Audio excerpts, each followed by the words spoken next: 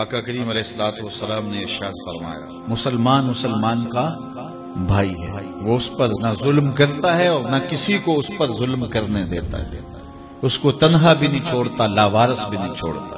جو شخص اپنے بھائی کی ضرورت پورا کرنے میں لگ جاتا ہے، رب ہو کے اس کی ضرورتیں پوری کرتا ہے، اور جو مسلمان کی کسی مشکل کو، کسی مصیبت کو دور کرتا ہے، اس پر آنے والی کسی مصیبت کو ہٹاتا ہے، قیامت کے دن اللہ تعالیٰ اس کی مشکلوں کو دور فرمائے گا۔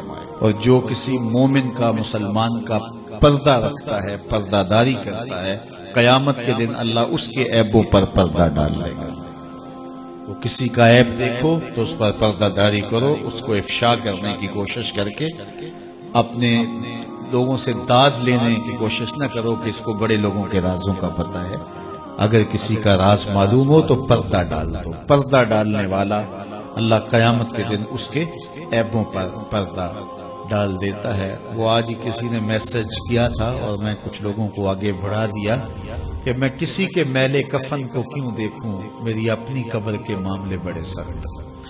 اس لیے اپنے آپ کو دیکھیے، اپنے اندر اتریے۔ کسی کی طرف انگلی کر کے دوسرے کی طرف نشان لگانے والا یہ بھول جاتا ہے کہ باقی ساری انگلیوں کے اشارے اس کی اپنی طرف ہوتے ہیں۔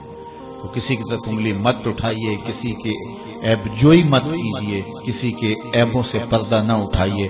اس کا صلہ کیا ملے گا؟ اللہ قیامت کے دن پردہ داری فرمائے گا، اور اس دن پردہ رہ گیا تو پھر آخرت بہتر ہو جائے گی۔ ہر مسلمان کے لیے دوسرے مسلمان کا مال، اس کی عزت اور اس کا خون حرام ہے۔ اسے حق نہیں پہنچتا اس کا خون بہائے، اسے حق نہیں پہنچتا اس کا مال چرا لے یا مال غصب کر لے، اس کی اجازت کے بغیر اس کو استعمال کرے، اور نہ ہی کسی کی آبرو اور عزت پر کوئی حملہ ہو۔